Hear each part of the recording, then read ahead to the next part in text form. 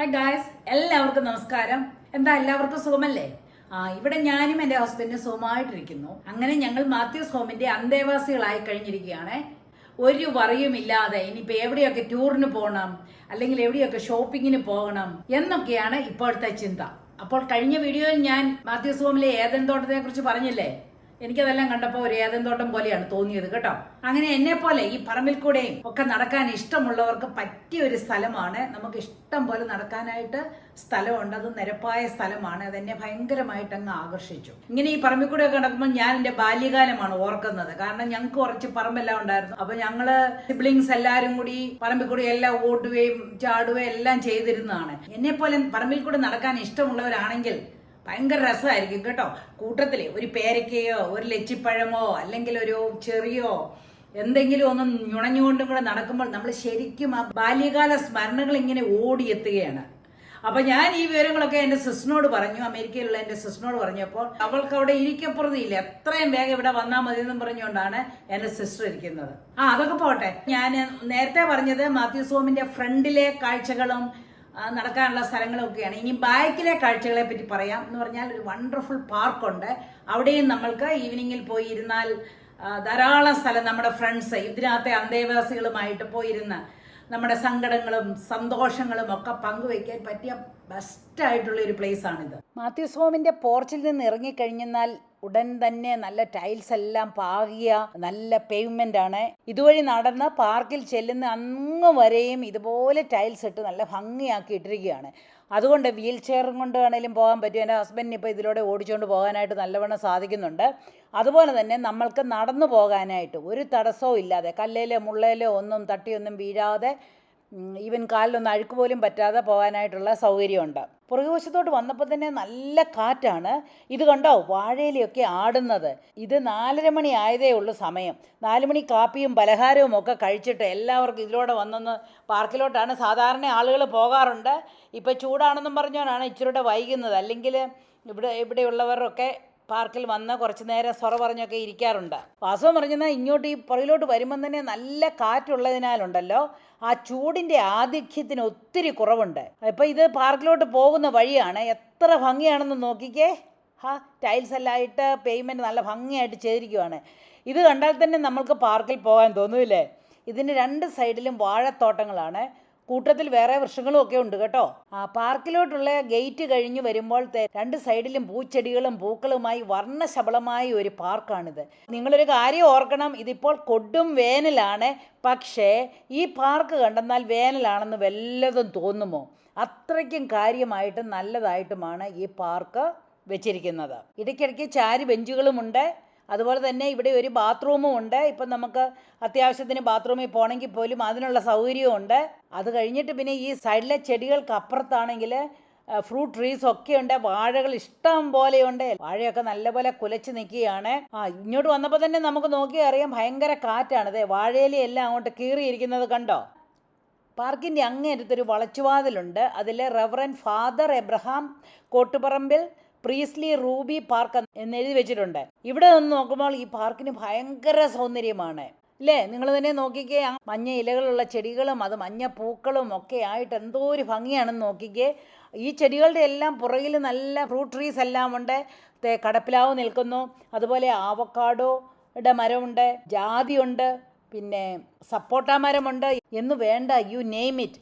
അത്രയ്ക്കും fruit trees ഉണ്ട്. അങ്ങനെ ഈ ടൈൽസ് എല്ലാം ഇട്ടിരിക്കുന്ന ഈ വഴിയെ കൂടെ പോകാൻ എന്നാ രസമാണെന്നോ.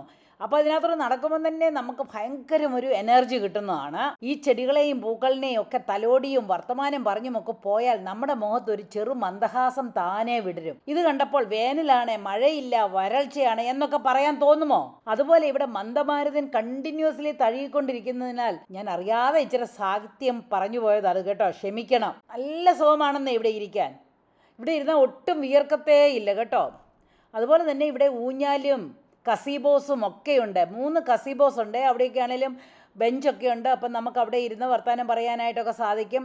അതുപോലെ ഊഞ്ഞാലിൽ ആടാൻ സാധിക്കും. വൈകുന്നേരം ഫ്രണ്ട്സും ഒക്കെയായി വന്നിരുന്ന് സൊറ പറയാനും ഒക്കെ നല്ല രസമാണ്. കഴിഞ്ഞ ദിവസം 4-5 സ്ത്രീകളൊക്കെ ഇവിടെ വന്നിരുന്ന് പോപ്കോണും ഒക്കെ കഴിച്ചുകൊണ്ട് ഭയങ്കരമായിട്ട് ചിരിച്ച് സന്തോഷിച്ചിരിക്കുമായിരുന്നു. ഞാനും ഉണ്ടായിരുന്നു ആ കൂട്ടത്തിൽ. അതുപോലെ ഈ ഒത്തിരി നീളത്തിലത്തെ സിമെൻറ്റ് വാർത്ത ഒരു മീൻകുളമുണ്ട്. നിറയെ മീനുകളാണ്. ഇതിൻ്റെ മുകളിൽ വലയിട്ടിരിക്കുന്നതിനാൽ ഇലകളൊന്നും വീണ് വെള്ളം അഴുക്കാകത്തില്ല. ഇവിടെ ഒന്ന് ചൂണ്ടയിടാനായി ധൃതിയായി. ഇതിനകത്ത് വല വീശാനും സൗകര്യമുണ്ടെന്ന് പറഞ്ഞു. അച്ഛൻ പറഞ്ഞത് ഇവിടെ വലയൊക്കെ ഇരിപ്പുണ്ടെന്നാണ്. ഇനി വല വീശാൻ ആളെപ്പം വരുമെന്നൊന്ന് നോക്കിയിരിക്കുകയാണ് ഞാൻ. അതുപോലെ ഒരു ചെറിയ പ്ലാവിൽ കിടക്കുന്ന ചക്ക കണ്ടോ? 12 മാസവും ഈ പ്ലാവിൽ ചക്കയുണ്ട്. പിന്നെ ഞാൻ പറഞ്ഞല്ലോ ഇവിടുത്തെ കസീബോസൊക്കെ വളരെ നല്ലതാണ്, ബ്യൂട്ടിഫുൾ ആയിട്ടാണ് ഇട്ടിരിക്കുന്നത്. അപ്പോൾ നമുക്ക് അതിനകത്ത് കയറിയിരുന്ന് വർത്തമാനമൊക്കെ പറയാനായിട്ടോ ഈവൻ ആളുകൾക്കൊക്കെ എന്തെങ്കിലും നേരം പോക്കിന് ചീട്ട് കളിക്കാനായിട്ടോ ക്യാരംസ് കളിക്കാനായിട്ടോ ഒക്കെ സാധിക്കുന്നതാണ്. ആളുകളെല്ലാം വരണമെന്ന് മാത്രം. ഇവിടുത്തെ ആളുകൾക്കൊക്കെ ഇച്ചിരി മോട്ടിവേഷൻ വേണമെന്നാണ് എനിക്ക് തോന്നുന്നത് കേട്ടോ. കുറച്ച് പേരൊക്കെ വരുന്നുണ്ട്. അതുപോലെ തന്നെ ഇവിടെയും വേറെ ഒരു കടപ്ലാവും കൂടി ഉണ്ട്. ഇവിടെ നല്ല കാറ്റെന്ന് പറഞ്ഞാൽ ഭയങ്കര കാറ്റാണ്. അതുകൊണ്ടുണ്ടല്ലോ ഇവിടെ ചൂടറിയത്തേയില്ല. കാരണം ഇതിൻ്റെ നേരെ ഓപ്പോസിറ്റ് വന്നിട്ട് പാടമാണ്. ആ പാടത്ത് നിന്ന് ഇങ്ങനെ കാറ്റിങ്ങനെ അടിച്ചുകൊണ്ടിരിക്കുകയാണ്. അതുപോലെ ഇവിടെ ഒരു ചെറിയ അരുവിയുമുണ്ട്. ഇവിടെ താമരയുമുണ്ട്. ഇത് കണ്ടോ, താമരമൊട്ട്. ഈ അരുവിയിൽ കുറച്ച് വെള്ളമൊക്കെ കുറവാണ്, പക്ഷേ ഇതിനകത്ത് താമരയുണ്ട്. താമരമൊട്ട് കണ്ടോ? നാളത്തേക്ക് ഇത് ചിലപ്പം വിടരുമായിരിക്കും. കൂട്ടത്തിൽ 2 വേറെ മൊട്ടുകൾ കൂടിയുണ്ട്.